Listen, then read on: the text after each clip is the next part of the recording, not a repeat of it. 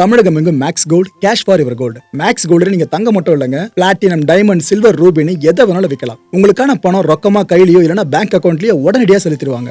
Market மதிப்பை விட 100 ரூபாய் ஒரு கிராமுக்கு உங்களுக்கு கூடுதலா கிடைக்கும். தமிழ்நாடு முழுக்க டோர் ஸ்டெப் சர்வீஸும் இவங்க ப்ரொவைட் பண்றாங்க. உங்களுக்கு கோல்ட விற்கணும்னா அதுக்கு ஒரே ஒரு பெஸ்ட் பிளேஸ் மேக்ஸ் கோல்டு தான். கால் 04445454545. வணக்கம். Big topic with Karthik Mayakumar. Salliyargal. இந்த படம் பல பேரும் கேள்விப்பட்டிருக்க மாட்டீங்கன்னு நினைக்கிறேன்.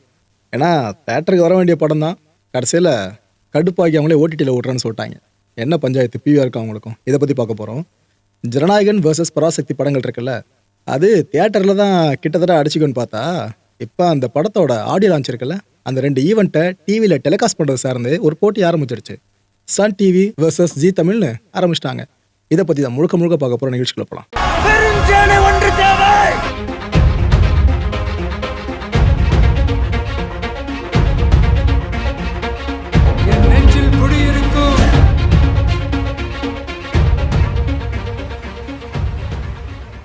இந்த மேதகு படத்தை ஒருத்தர் எடுத்தார், ஞாபகம் இருக்கா? அவர் பேர் கிட்டு, நல்ல நண்பரும் கூட. அவர் எடுத்திருக்க அடுத்த படம் தான் சல்லியர்கள். இந்த படத்தை எப்போ எடுத்து முடிச்சிட்டாங்க, ஆனால் அதை ரிலீஸ் பண்ணுறது சார்ந்து அந்த படம் கூட பயங்கரமான ப்ரெஷர்ஸை ஹேண்டில் பண்ணாலும் என்னவோ தெரியல, தள்ளி போச்சுங்க ரிலீஸ் டேட்டு. ஒரு வழியாக இந்த படத்தை ரிலீஸ் பண்ணிடும் அப்படின்னு முடிவு பண்ணிட்டாங்க. இந்த இலங்கை யுத்த காலம் இருக்குல்ல, அப்போ நடந்த சில விஷயங்களை, உண்மை நிகழ்வுகளை அப்படியே எடுத்து கொஞ்சம் ஃபிக்ஷனை சேர்த்து அவங்க சில விஷயங்களை அப்படியே உட்புகுத்தி படமாக கொடுத்துருக்காங்க. அதுதான் சல்லியர்கள் படம். இந்த படத்தில் லிரிக்ஸ் பார்த்தீங்கன்னா வைரமுத்து அவர்கள் தான் ஃபுல்லாக பண்ணியிருக்காங்க. அதே படத்துக்கான பெரிய ப்ரொமோஷனல் டூலாக மாறிச்சு. இந்த படத்தில் நடிச்சிருக்கிறது கருணாஸ் அவர்கள், சத்யதேவி அப்படின்ற ஒரு ஆக்ட்ரஸ். உண்மையிலேயே இவங்கெல்லாம் தமிழ் சினிமாவுக்கு ஒரு பெரிய கான்ட்ரிபியூட் பண்ணாங்க. அந்தளவுக்கு டேலண்டடான ஒரு ஆக்ட்ரஸாக பேரும் வாங்கியிருக்காங்க. இந்த படத்துக்கு இசை பார்த்தீங்கன்னா கேன் அண்ட் ஈஸ்வர். ஸோ படக்குழு கொஞ்சம் ப்ராமிசிங்காக இருக்காங்களா. அதுவும் உலக வாழ் புலம்பெயர் தமிழர்கள் இருக்காங்களா, அவங்க மத்தியில் பெரிய எதிர்பார்ப்பை ஏற்படுத்தி இருந்த படமாகவும் இந்த சல்லியர்கள் படத்தை சொல்லலாம். இந்த படத்துக்கு தமிழ்நாடு சார்ந்து கிடைச்ச ஸ்க்ரீன்ஸோட எண்ணிக்கை இப்போதைக்கு விசாரிச்சு பார்த்த வரைக்கும் 25 மேலே தான் சொல்கிறாங்களே. மொத்தமே அவ்வளோதான் கிடைச்சிருக்கு போல ஒரு படத்துக்கான ஸ்க்ரீன்ஸு. தமிழகத்தில் இந்த பிவிஆர் இருக்காங்களே, அவங்க ஒரு ஸ்க்ரீன் கூட ஒதுக்கல அப்படின்ட்டு செம கடுப்பாயிட்டு இருக்காரு அந்த படத்தை இங்கே வெளியிடுற சுரேஷ் காமாட்சி அவர்கள். அவர் பிரபல ப்ரொடியூசர். மாநாடு படம் பார்த்துருப்பீங்களே, அந்த படத்தோட ப்ரொடியூசர் இவர் தான். அவர் செம அப்செட்டுங்க. ஒரு கடத்தில் என்ன சொல்லிட்டாரு, ஏன்பா தேட்டரே வேணாம், நாங்கள் போகிறோம், ஓடிடியில் ப்ரீமியர் போட்டுக்கிறோம் அப்படின்ட்டு அவர் கடுப்பாகி ப்ரெஸ் மீட்டில் அப்படிலாம் பேச ஆரம்பிச்சிட்டாருங்க. என்னென்ன சொல்லியிருக்காப்புல, இது தவறான படம்னு சொல்கிறீங்களா, இல்லைன்னா தகுதி இல்லாத படம்னு சொல்கிறீங்களா, இதை பிவிஆர் எங்களுக்கு விளக்கமாக சொல்லுங்கள், ஒரு காரணத்தையும் சொல்லுங்கள், அப்படி சொல்லுங்கள், நாங்கள் ஒத்துக்கிட்டு கிளம்பிட்டே இருக்கோம். ஓகே, நீங்கள் சொல்கிறது கரெக்ட் அப்படின்னு ஒத்துக்கிட்டு கிளம்பிட்டே இருக்கோம். ஆனால் இதுக்காக ஒரு ஸ்க்ரீன் கூட தராமல் இருக்கீங்களா? என்னங்க இது? சினிமா படங்கள் எடுக்கிறதுக்கு தேட்டரில் ஓட்டுறதுக்கு தானே. ஆனால் பிவிஆரில் ஒரு ஸ்க்ரீன் கூட கொடுக்கலன்னா நாங்கள் இதை எப்படி பார்க்குறது? அவ்வளோ தகுதியற்ற ஒரு மோசமான படமாக இது இந்த சல்லியர்கள். தமிழர்கள் சார்ந்து பேசுகிற படங்களை நீங்கள் இப்படி தான் புறந்தள்ளுவீங்களான்னு விஷயம் அப்படி போயிடுச்சு மக்களே. அப்படி என்ன எல்லா ஸ்க்ரீனும் ஃபுல்லாக ஓடிக்கிட்டு இருக்கு. எங்கே இந்த புக் மை ஷோ அந்த ஆப்பில் ஓப்பன் பண்ணி பாருங்கள், அதில் எல்லா படங்கள் சார்ந்து எல்லா காட்சிகளும் ஃபுல்லாக போயிட்டு இருக்கு. இல்லை அப்புறம் எதுக்காக ஒரு ஸ்க்ரீன் கூட பர்டிகுலராக இந்த படத்துக்கு தரமாட்டீங்கன்னு அவர் கேட்குறாரு சுரேஷ் காமாட்சி. அப்போ பிவிஆர் திட்டமிட்டு நிராகரிக்கிறதுல இது உண்மைதால அப்படின்னு கேட்டிருக்காருங்க. இந்த விஷயம் அங்கே தொட்டு இங்கே தொட்டு தியேட்டர் ஓனர்ஸ் இருக்காங்களே, அவங்க காதுகள் வரைக்கும் போகாமல் இருக்கும். இந்த தியேட்டர் ஓனர் சங்கம் இருக்குல்ல, அதோட தலைவரான திருப்பூர் சுப்பிரமணியன் அவர்கள், அவர் இப்போ என்ன சொல்கிறாரு, எங்க வியாழக்கிழமை படத்தை ரிலீஸ் பண்ணுவோம் அப்படின்னு பிளான் பண்ணிட்டு புதன்கிழமை வந்து தேட்டர் கொடுங்க அப்படின்னு கேட்டால் எப்படிங்க கிடைக்கும் அப்படின்னு அவர் கேட்டிருக்காரு. சுரேஷ் காமாட்சி சொல்கிறத கேட்குறப்ப பல பேருக்கும் உணர்ச்சி மிகுதி ஏற்பட்டிருக்கும். ஆனால் இன்னொரு பக்கமாக தான் இவர் இந்த விஷயம் ரிவீல் பண்ணுறாப்புல. படம் போடுறதுக்கு தான் தேட்டர் கட்டி வச்சுருக்கோம், வேறு எதுவும் போட முடியல தேட்டரில். முன்கூட்டியே நீங்கள் திட்டமிட்டு எல்லாத்தையும் செய்ய வேண்டியதானாங்க. அப்படி செஞ்சுருந்தீங்கன்னா பிவிஆர் ஸ்க்ரீன்லேயே சல்லியர்கள் படம் ரிலீஸ் ஆகிருக்கும், அதுக்கு நாங்களே பார்த்து எல்லாம் பண்ணியிருப்போமே அப்படின்னு அவர் சொல்லியிருக்காரு. இப்படி பிவிஆர் வர்சஸ் தயாரிப்பாளர்னு யார் சுரேஷ் காமாட்சி பேர் உள்ள அடிபடவே அப்படி போயிடுச்சு விவகாரம். தமிழகத்தில் 1169 ஸ்க்ரீன்ஸு ஒட்டுமொத்தமாக இந்த திரைப்படங்களை திரையிடுவதற்காக. இதில் 138 ஸ்க்ரீன்ஸ் வரைக்கும் பார்த்தீங்கன்னா பிவிஆர் ஹோல்ட் பண்ணி வச்சுருக்காங்க. பெரும்பாலும் இந்த பிவிஆர் ஹோல்ட் பண்ணியிருக்க ஸ்க்ரீன்ஸில் வேறு மொழி படங்கள் இருக்குல்ல, அது அதிகமாக அவங்க திரையிட்டு இருக்கிறதா ஆர்த்தகட்ட குற்றச்சாட்டு. இதில் நாம் கை காட்டக்கூடாதுங்க, அவங்க எடுக்கிற முடிவு அப்படின்னு விட்டுணுமே தவிர அதில் நாம் கை காட்டக்கூடாது. ஆனால் சல்லியர்கள் படத்துக்கு நீங்கள் ஒரு ஸ்க்ரீன் கூட கொடுக்கலன்றதா இங்கே இஷ்யூவாக மாறிடுச்சு. வித்தியாசம் புரிஞ்சுங்க. அவதார், துரந்தர், அப்புறம் இந்த ஜூட்டோப்பியா, இது போல் வேற்று மொழி படங்களும், அப்புறம் தமிழில் இப்போ வெளியாகி விமர்சன ரீதியாக பெரிய வரவேற்பு பெற்றிருக்க சிறை படம், இது போல் படங்கள் பிவிஆர் ஸ்க்ரீன்ஸில் அதிகமாக ஹோல்ட் பண்ணியிருக்கு. இதெல்லாம் தாண்டி ரீரிலீஸ் மூவிஸ் இருக்குல்ல, உடனே பார்த்தீங்களா, வர்ற படங்களுக்கே ஸ்க்ரீன்ஸ் பெருசாக கிடைக்கல, ஆனால் ரீரிலீஸ் படங்களுக்கு அவ்வளோ ஸ்க்ரீன்ஸ் கிடச்சிட்டு இருக்கு. இது தமிழ் சினிமாவோட சாபக்கேடுன்னு சொல்லாமல் வேறு எப்படி நீங்கள் சொல்லி சப்பக்கட்டு கட்டவே முடியாது. ஏன்னா அவ்வளோ ஆயிரக்கணக்கான படங்கள் வெயிட் பண்ணிட்டு இருக்கு ரிலீஸ்க்காக, சின்ன சின்ன படங்கள்லாம். அதையெல்லாம் எடுத்து ஸ்க்ரீன் பண்ண யாருமே இங்கே பெருசாக இன்ட்ரெஸ்ட் காட்டுற மாதிரி தெரில. சரி ஓகே ரைட்டு விடுங்க. இப்போ இங்கே ஆரம்பித்த சல்லியர்கள் விவகாரம் இப்போ புலம்பெயர் தமிழர்கள் மத்தியில் பெருசாக பேசவும் பட ஆரம்பிச்சிடுச்சு. இது ஆக்சுவலாக அந்த படத்துக்கான நெகட்டிவ் பப்ளிசிட்டியாக கூட அமையலாம். ஆனால் தேட்டர்லேயே ஓடாமல் ஓடிடியில் மட்டும் ஓடி இதுமாதிரி நெகட்டிவ் பப்ளிசிட்டி கிடைச்சும் கூட பெருசாக அதில் ப்ரோஜனம் இல்லாமல் இருக்குங்க. அந்த படக்குழுவோட மனவேதனை தான் இப்போ உங்கள்கிட்ட ஷேர் பண்ணியிருக்கேன். Okay right. Theatre owners versus distributors இவங்க 2 பேருக்கு மத்தியில் இந்த முறை பெருசாக ஒரு கலைவரம் போகும்னு நினைக்கிறேன். பராசக்தி வேர்சஸ் ஜனநாயகன் படங்கள் மோதுதில் இந்த பொங்கல் கிளாஷ் அதை முன்னிட்டு இந்த ஜனநாயகன் படத்தை தமிழ்நாடு பேஸ் பண்ணி பார்த்தீங்கன்னா ஒரு 4 டிஸ்ட்ரிபியூட்டர்ஸ் வாங்கி வெளியிடுறதா இப்போதைக்கு தகவல் கிடைச்சிருக்கு. இந்த முறை என்ன திரும்ப ஒரு டிமாண்ட் முன்வைக்கப்பட்டு இருக்கான் டிஸ்ட்ரிபியூட்டர்ஸ் மத்தியில். எங்கள் விஜய் சாரோட கடைசி படன்றதுனாலேயே நாங்கள் ரெகுலராக கொடுக்குற அமௌண்ட் இல்லாமல் அதிகமான அமௌண்ட் கொடுத்து வாங்கியிருக்கோம். அதனால் இந்த முறை பர்சன்டேஜ் பிரிப்போல் தியேட்டர் ஓனர்ஸ் அண்ட் டிஸ்ட்ரிபியூட்டர்ஸ் மத்தியில் அதில் எங்களுக்கு சாதகமாக சில பர்சன்டேஜை ஏற்றி கொடுங்கன்னு அவங்க தியேட்டர் ஓனர்ஸை கேட்க ஆரம்பிச்சிருக்காங்க. ஆக்சுவலாக பராசக்தி படக்குழுவுக்கு இது செம ஜாக் பாட்டுங்க. எப்படி சொல்கிறேன்னு பார்க்குறீங்களா? நீங்கள் எங்களுக்கு அட்வான்ஸ் பெருசாக பே பண்ண வேணாம் இந்த பராசக்தி படக்குழு. ஆனால் நீங்கள் எங்களுக்கு அப்படியே கொடுக்குறீங்கனாக்கா பர்சன்டேஜ் பெருசாக இன்க்ரீஸ் பண்ணாமே கொடுக்குறீங்கனாக்கா நாங்கள் இந்த படத்தையே ஸ்க்ரீன் பண்ணுறோமே அப்படின்னு பல தியேட்டர் ஓனர்ஸை ஒத்துப்பாங்க. இப்போ நிலமை அப்படி தான் போயிட்டுருக்குங்க.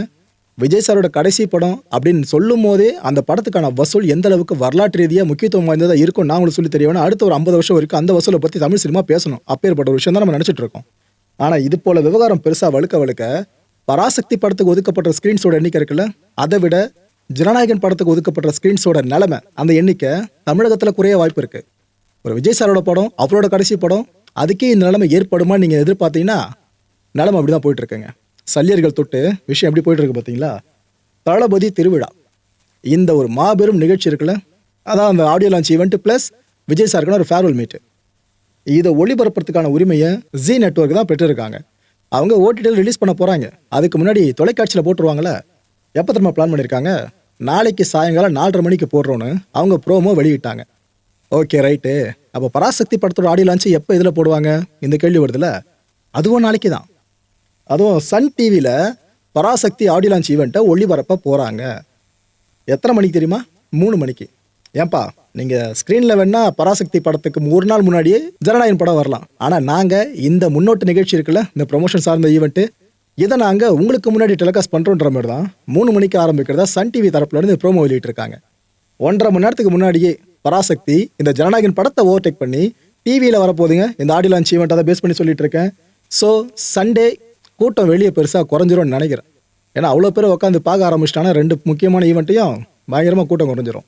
இதில் டு பி ஃப்ராங்க் நம்ம சொல்லணும் அப்படின்னா சண்டே டிஆர்பி எனக்கு தெரிஞ்சு சன் டிவியை விட ஜி தமிழ் தான் அதிகமாக கிடைக்கும்னு நினைக்கிறேன். இப்பேற்பட்ட மெகா ஈவெண்ட் ஜனநாயகன் படம் சார்ந்து விஜய் சார் கலந்துக்கிட்ட ஒரு ஈவெண்ட்டு, அதுக்கு மக்கள் கொடுக்குற கிரேஸை தாண்டி மற்ற ஈவெண்ட்ஸ் கொடுத்துருவாங்களா என்ன? ஸோ சண்டே டிஆர்பி எனக்கு தெரிஞ்சு அதிகபட்சமாக கிடைக்க போகிறது ஜி தமிழுக்கு தான். இதுக்கு மத்தியில் சோஷியல் மீடியா முழுக்க ஃபேன்ஸ்லாம் ஒரு கான்ஃப்ளிக்டில் ஈடுபட ஆரம்பிச்சிட்டாங்க. என்ன தெரியுமா போட்டுட்ருக்காங்க விஜய் சாரோட ஃபேன்ஸ்லாம்? நாம் புறக்கணிப்போம், சன் டிவியில் போடுற அந்த ஒரு ஷோ நம்ம புறக்கணிப்போம்னு இவங்க ஒரு பக்கம் ஆரம்பிச்சிட்டாங்க. இது ஒரு கேம்பெயினாக ஃபுல்லாக ரன் பண்ணிட்டு இருக்காங்க. கிட்டத்தட்ட எப்படி ஆயிடுச்சு பார்த்தீங்களா? கவர்மெண்ட் வெர்சஸ் ப்ரைவேட்ன்ற மாதிரி ஏதோ பராசக்தி படத்தை ஒரு அரசு கொண்டு வர படம்ன்ற மாதிரியும் இந்த ஜனநாயகன் படத்தை ஒரு ப்ரைவேட் ஓன்டு கம்பெனி ஒன்று கொண்டு வர மாதிரியும் அப்படி போய்கிட்டு இருக்க விவகாரம். நீங்கள் இதில் ஒத்துக்கிறீங்களோ இல்லையோ அரசியல் கிடையாதுன்னு நினைக்கிறீங்க. சொல்லுங்க ரைட்டு. இதுக்கு மத்தியில் ஜனநாயகன் படத்துலேருந்து ராவணம் மவண்டா அப்படின்ற லிரிக்கல் வீடியோ ஒன்று இப்போ வெளியிட்டிருக்காங்க. உண்மையிலே நல்லா இருக்குங்க. வார்த்தைகள் ஒன்று அப்படி இருக்குது. ஆக்சுவலாக விஜய் சாரோட ப்ரொட்டகனிஸ்ட் கேரக்டரை பேஸ் பண்ணி தான் இந்த பாடல் வரிகளை எழுதியிருக்காரு விவேக் அவர்கள். ஆனால் இந்த பாடல் வரி நான் ஃபுல்லாக உங்களுக்கு எக்ஸ்பிளைன் பண்ணுறேன். ராவணன் இருக்கார்ல, அவர் மைண்டில் வச்சுட்டு இந்த வார்த்தைகளை கேளுங்க. வேறு லெவலில் கூஸ்பம் மூமெண்ட் உங்களுக்கு கேரண்டியாக கிடைக்கும்னு சொல்லலாம். ராவணம் மவண்டா ஒத்தையில் நிற்கிற யமண்டா. ராவணன் பற்றி நம்மளே ஒரு தூரம் பேசியிருக்கோம்ல, உண்மையிலே ஒத்தையில் நிற்கிற யமன் தான், அதில் மாற்றுக்கிறதே இல்லை. அத்தனை பிம்பமும் அவன்டா, உலகாண்டவன்டா. சூப்பர். வா வந்து தொருடா, குத்திரு ரத்தமும் வருண்டா. ஆக்சுவலாக ராவணனை தூக்கி பிடிக்கிறதுக்காக பல பேர் சொல்கிறது கடவுளே ஒரு மனுஷனை எதிர்த்து சண்டை போடுறாரு, போராடிக்கிட்டே இருக்காரு கடைசி வரைக்கும் அப்படின்னா அதான் ராவணன். ராமர் கடவுள், ராவணனை கிட்டத்தட்ட மனுஷன் மட்டும் தான் வகைப்படுத்துவாங்க. அதான் இங்கே மென்ஷன் பண்ணுறாங்க. ராவணனை குத்தினா அவருக்கும் ரத்தம் வரும். சரி, ரத்தம் வந்தால் ஜெயிச்சிடலாம்னு நீ நினச்சினாக்கா வந்து குத்து, எவன் குத்த முடியுதுன்னு பார்ப்போம். அதான் இங்கே மாசான டைலாகு. குத்துற கொம்பனும் எவன்டான்னு கேட்குறாப்புல அந்த லிரிக்ஸில். ஒளி போன்றவன்டா. கிட்டத்தட்ட விஜய் அவர்களை அரசியல் சார்ந்து மக்களை நல்வழிப்படுத்த ஒரு ஒளியை கையில் வச்சு மக்களை கூட்டு போகிற ஒருத்தராகவும் லீடராகவும் தான் ப்ரொஜெக்ட் பண்ணி ட்ரை பண்ணிட்டு இருக்காங்களே. அதைத்தான் இந்த வரிகள்லையும் தெளிவாக புரிஞ்சிக்க முடியுது. சரிஞ்சு தான் நடக்கிறான், டவுன் டு எர்த்தாக தான் இருக்காப்புல. நரம்பெல்லாம் முறுக்கெல்லாம் ஏறும், அவருக்கும் கோவம் வரப்போ நரம்புலாம் முறுக்கிட்டுலாம் நிற்கும். உனக்குத்தான் தலை விதி அடித்ததும் கிறுக்கலாக மாறும். இட் மீன்ஸ் உனக்கு ஃபேட்டு, நல்லா நீ வாழ்வப்பா அப்படின்னு இருக்கும். ஆனால் இவரை முறைச்சிக்கிட்டனாக்கா அந்த தலைவிதி கிறுக்கலாக மாறிடும். உள்ள லைஃபே காலின்ற மாதிரி தான் இங்கே பயங்கரமாக ஒரு ஹீரோவுக்கான மாஸ் எலிமெண்ட்டாகவே இந்த வார்த்தைகளை பயன்படுத்தியிருக்காப்புல. போர் குணம் இருக்கா, சிகரம் கண்டவன் செருக்கா, அவனை சீண்டுற கிறுக்கா, முகம் வீங்கிருக்கா. இதை யாரை மனசில் வச்சு எதை வச்சு எழுதிருக்காங்கன்னு இட்ஸ் அப் டு யூ மக்களே. இதுக்கு பெருசாக எக்ஸ்பிளனேஷன் தேவையில்லை. நாயகன் நெருப்பா, ஒரு ப்ரொட்டகானிஸ்ட் ஹீரோ நல்லா ஃபயராக இருக்காப்லையா, தொட்டவன் கையில் கருப்பா, நெருப்பில் கை வச்சா கை கருகிடும்ல, அதான் இங்கே சொல்கிறாங்க. யாருன்னு கண்டதும் பொறுப்பா அசையாது இருப்பா. புரிகிறதா? ஓகே. வசனமாக எழுதலாம், அவன் கதை அதுக்கெல்லாம் மேலே. எதிரியா அனுப்புனா சிரிக்கிறான், பழகிட்டான் போல. எனக்கு இந்த லிரிக்கல் போர்ஷனில் ரொம்ப பிடிச்ச ஒரு ஃப்ரேஸ்ன்னு பார்த்தீங்கன்னா இந்த ஃப்ரேஸை சொல்லலாம். அதாவது எளிமையாக அவர் அனுப்பி விட்டாக்கா இவர் அதை பார்த்து பயப்படலாம் மாட்டார், ரொம்ப ஈஸியாக சிரிச்சிட்டே இருப்பார். பிகாஸ் அவர் பழகிடுச்சு அப்படின்றாப்புல. இது சினிமாவுக்கு பொருந்துற மாதிரின்னு தெரிலங்க. ஏன்னா சினிமாவில் முழுக்க போட்டாச்சு. இப்போ அரசியலுக்கு ஆகச்சிறந்தவர்கள் எந்த லைன் பொருந்தும் அதை மனசில் வச்சு தான் வரிகளை தலைவன் தீட்டி வச்சிருக்காரு போல. இந்த பாடல் வரிகளை கேட்டு அப்படியே ஒரு பக்கம் மீம் எதனா வந்திருக்கான்னு பார்த்தா தலைவன் மூஞ்சி தான் கிடச்சிது. நம்ம ஹெச் வினோத் அவர்கள் இன்டர்வியூ கொடுக்கும் போதே அப்படி ஸ்டாட்டிக்காக பேச மாட்டாப்புல. கையை வச்சு மூஞ்ச மறைப்பார், குனிவார், நிமிர்வார், திரும்புவார்.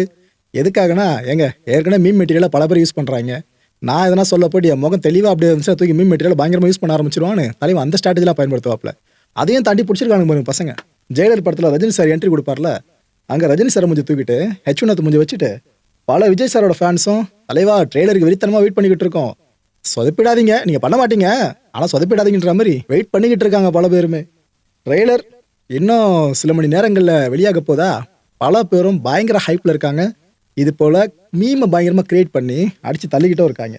அதோடு நின்னாங்களா ஒரு லாஸ்ட் ட்ரெய்லர். ஏன்னா விஜய் சார் படம் சார்ந்து இதுக்கப்புறம் ட்ரெய்லர் எதிர்பார்ப்பலாம் இருக்க போகிறது, பிகாஸ் அவரோட கடைசி படம் இது. ஸோ எல்லா ஃபேன்ஸுமே இந்த அளவுக்கு வெயிட் பண்ணிட்டு இருக்கிறதா பாபா படத்தில் ரஜினி சாரோட கேரக்டரைசேஷன் இருக்கும்ல, பட்டெல்லாம் போட்டுன்னு அமைதியாக வாழ்கிற மாதிரி அதை காமிச்சிருக்காங்க. ஆனால் உண்மையிலேயே ஒன் லாஸ்ட் டான்ஸ் தாங்க இந்த ட்ரெய்லரை பொறுத்த வரைக்கும். ஏன்னா இதுக்கப்புறம் விஜய் சாரோட படத்தோட ட்ரெய்லர் ரிலீஸ் ஆக போகுதுன்னு நாம காத்துல இருக்கவனால ஓகே. ஹெச் வினோத் அவர்கள்கிட்ட ஒரு கேள்வி கேட்கப்பட்டிருக்கு. சார் இந்த பகவந்த் கேசரி படத்தோட ரீமேக் அது இதெல்லாம் சொல்கிறாங்களே என்ன சார் உண்மையா அப்படின்ட்டு. அவர் என்ன சொல்லியிருக்காருன்னா, பகவந்த் கேசரி ரீமேக் அப்படின்ட்டு ஒரு சிலர் சொல்கிறாங்க இந்த படத்தை. இன்னொரு சிலர் என்ன சொல்கிறாங்க, இல்லைப்பா பகவந்த் கேசரி படத்தில் ஒட்டுமொத்த ரீமேக் கிடையாது, அதுலேருந்து முக்கியமான காட்சியை மட்டும் எடுத்து அதை கோர் பிளாட்டாக வச்சு இந்த ஜனநாயகம் படத்தை உருவாக்கியிருக்கலாம் அப்படின்லாம் பேசுகிறாங்க. இன்னொரு பக்கம் பகவந்த் கேசரியோட பாதி கதையே இந்த படத்தோட கதை அப்படின்ற மாதிரி பேசுகிறாங்க. எது எப்படியோ இருக்கட்டும் அப்படின்னு இருக்காராம். ஸோ இல்லைன்ற வார்த்தை இங்கே வரலங்க, எது எப்படியோ இருக்கட்டும். இதை பற்றி இந்த டிக்கெட்டை வாங்கிட்டு தேட்டருக்கு வரவங்கள மக்கள் படம் பார்க்குறதுக்கு ஜனநாயகம் பார்க்குறதுக்காக அவங்க கவலைப்பட வேணாம்.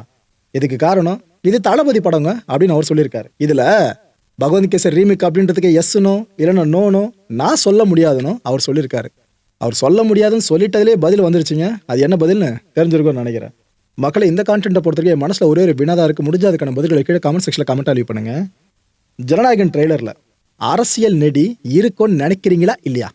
சமீபத்தில் ஒரு எக்ஸ்க்ளூசிவ் ஃபோட்டோ ஒன்று வந்துருந்துச்சுல, மமிதா பைஜா அவர்கள் கையில் செங்கல் வச்சுட்டு இருக்க மாதிரியும் பின்புறத்தில் பார்த்தீங்கன்னா மாண்புமிகு தமிழக முதல்வர் சில டெக்ஸ்ட்டை ஒரு மாதிரி பிளட்டாக காமிச்சிருப்பாங்க. அது வேறு ஒரு படத்தில் வந்து அந்த காட்சின்னு சில பேர் சொல்கிறாங்க. ஆனால் ஜனநாயகன் படத்தோட காட்சின்றதான் பல பேர் அடிச்சு சொல்லிக்கிட்டு இருக்காங்க. எக்ஸ்க்ளூசிவாக அவங்களுக்கு கிடச்சிருப்பா அப்படின்னு சொல்லிட்டு அந்த பிளாட்ஃபார்முக்கு. அப்படி இருக்கிறப்ப அரசியல் நெடி ட்ரெய்லரில் இருக்காதுன்னு நினைக்கிறீங்களா? சரி, இந்த ட்ரெய்லரில் விஜய் சாரோட கடைசி படம் சார்ந்து வர கடைசி ட்ரெய்லர், இந்த ட்ரெய்லரில் என்ன விஷயத்தை நீங்கள் பெருசாக எதிர்பார்த்து ரொம்ப அவளை காத்துக்கிட்டு இருக்கீங்க? சோஷியல் மீடியா முழுக்க தீ பிடிக்க போதுன்னு கூட லிட்டரலாக தெரியுது நீ ஃபுல்லாக. அதாவது இந்த கேள்வி முன் வச்சிருக்கேன். அடுத்த நிகழ்ச்சியை சந்திக்கலாம். நன்றி, வணக்கம். தமிழகம் எங்கும் Max Gold, cash for your gold. Max Gold நீங்க தங்கம் மட்டும் இல்லைங்க, பிளாட்டினம், டைமண்ட், சில்வர், ரூபினி எதை வேணாலும் விற்கலாம். உங்களுக்கான பணம் ரொக்கமா கையிலயோ இல்லைன்னா பேங்க் அக்கௌண்ட்லயோ உடனடியாக செலுத்திடுவாங்க. மார்க்கெட் மதிப்பை விட 100 ரூபாய் ஒரு கிராமுக்கு உங்களுக்கு கூடுதலாக கிடைக்கும். தமிழ்நாடு முழுக்க டோர் ஸ்டெப் சர்வீஸும் இவங்க ப்ரொவைட் பண்றாங்க. உங்களுக்கு கோல்டை விற்கணும்னு அதுக்கு ஒரே ஒரு பெஸ்ட் பிளேஸ் மேக்ஸ் கோல்டு தான். கால் 04445454545. என் அன்பார்ந்த மாயம் ஸ்டுடியோஸ் நேயர்களே, மாயம் பக்தின்னு ஆன்மீகத்துக்காக பிரத்யேகமாக ஒரு சேனலை கொண்டு வந்திருக்கோம். மறக்காம சப்ஸ்கிரைப் பண்ணி அந்த சேனலுக்கு உங்களோட ஆதரவை மனப்பூர்வமாக தெரிவிங்க. வணக்கம் மாயம் ஸ்டுடியோஸ் நண்பர்களே. மாயம் ட்ரெண்ட்ஸ் அப்படின்ற ஒரு புதிய ஃபேஸ்புக் பேஜை ஓப்பன் பண்ணியிருக்கோம். நீங்கள் யூடியூப்பில் பார்த்துட்டு இருக்கீங்களா நம்மளோட கான்டென்ட்ஸ்லாம், இதெல்லாம் விட ஒரு படி மேலே ரொம்ப கிறிஸ்பாகவும் ரொம்ப சூப்பராகவும் நிறைய கான்டென்ட்ஸ் உங்களுக்கு இந்த பேஜில் காத்துட்ருக்குங்க. ஸோ உடனடியாக ஃபேஸ்புக் பிளாட்ஃபார்ம் போங்க, மாயம் ட்ரெண்ட்ஸ்னு டைப் பண்ணி சர்ச் பண்ணி நம்ம பேஜை ஃபாலோ பண்ணுங்கள். அப்படியே நம்ம சேனலையும் நீங்கள் சப்ஸ்கிரைப் பண்ணிட்டீங்க அப்படின்னா இன்னும் நிறைய புது புது கான்டென்ட்ஸை உங்களுக்காக ப்ரொடியூஸ் பண்ணி கொடுத்துக்கிட்டே இருப்பாங்க. நீங்கள் பண்ணுற ஒவ்வொரு சப்ஸ்கிரிப்ஷனும் எங்களுக்கு பெரிய மோட்டிவேஷனாக அமையும்.